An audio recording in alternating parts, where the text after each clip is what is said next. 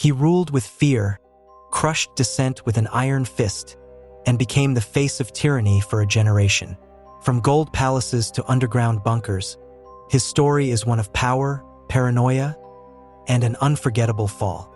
This is the rise and fall of Saddam Hussein.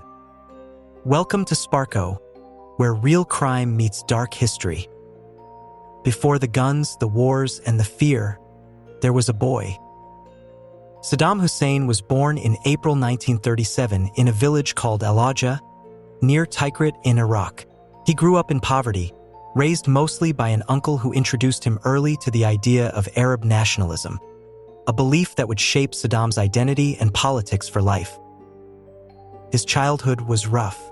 His stepfather was reportedly abusive, and Saddam grew up hardened, bitter, and burning with ambition. He dropped out of school young but returned with a purpose. He wasn't just hungry, he was dangerous when hungry.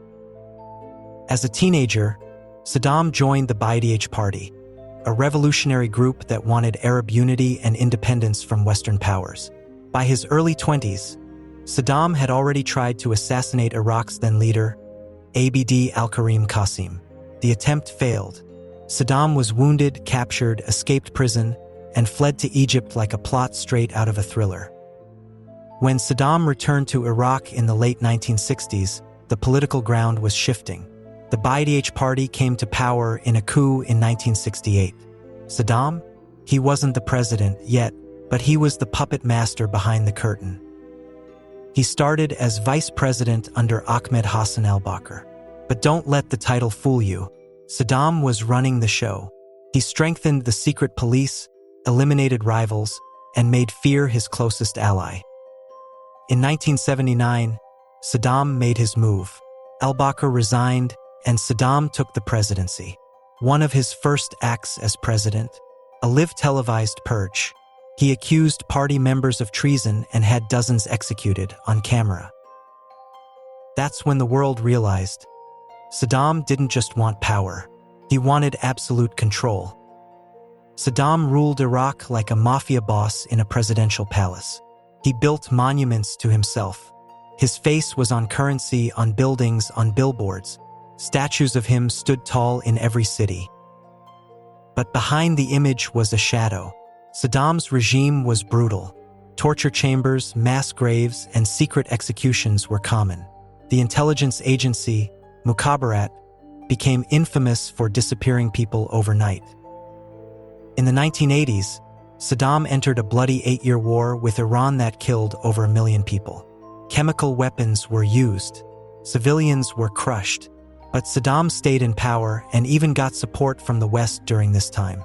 After all, he was fighting Iran, and that made him a temporary friend. But nothing lasts forever. In 1988, near the end of the Iran-Iraq War, Saddam turned on his own people.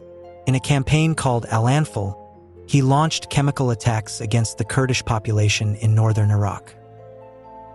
The most infamous was the Halabja gas attack, where over 5,000 civilians, men, women, and children, were killed in a single day. The world was horrified, but Saddam, he denied it, smiled for the cameras, and kept going. In 1990, Saddam made a bold move. He invaded Kuwait, claiming it was historically part of Iraq. But the real motive, oil and ego. The world responded fast. A US-led coalition launched Operation Desert Storm in 1991. In just 42 days, Saddam's army was pushed out of Kuwait, and his forces were humiliated. But he wasn't done. To crush internal dissent, Saddam turned on uprisings within Iraq, mainly Shia Muslims and Kurds. Thousands were killed. Once again, the world watched, but didn't act. Through the 1990s, Iraq suffered under UN sanctions. The economy crumbled. Ordinary Iraqis starved, but Saddam lived lavishly. He built more palaces, surrounded himself with loyalists, and maintained power through fear and manipulation. He played cat and mouse with UN weapons inspectors, always one step ahead, always hiding something. Or was he? After September 11th, the US spotlight turned sharply toward Iraq. The Bush administration claimed Saddam had weapons of mass destruction, chemical, biological, maybe even nuclear. The evidence? Flimsy. The truth? Still debated. But by 2003, America had made its choice. In March 2003, the US launched the invasion of Iraq. Baghdad fell quickly. Saddam went underground. He became the most hunted man in the world. For months, he disappeared. No video, no voice, no trace. Then, on December 13, 2003, American forces found him hiding in a spider hole, disheveled, weak, and nothing like the man who once ruled with godlike pride. The dictator had fallen. Saddam was put on trial by the Iraqi Special Tribunal. He remained defiant, shouting at judges, denying all charges, and mocking the court. But justice was closing in. In 2006, he was found guilty of crimes against humanity and sentenced to death. On December 30, 2006, Saddam Hussein was hanged. The video of his execution spread across the globe like wildfire. Cheers erupted from some corners, silence from others, and just like that, it was over, or was it? Iraq didn't find peace after Saddam's death. Instead, chaos followed. Civil war, terrorism, the rise of ISIS. Some began to ask, was Iraq better off with Saddam?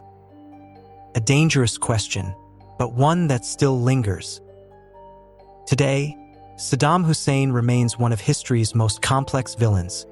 Part tyrant, part symbol, part ghost. He ruled with terror. He died without regret. But his story, that still haunts the sands of Iraq. This is SPARKO, where crime is loud, but the truth whispers.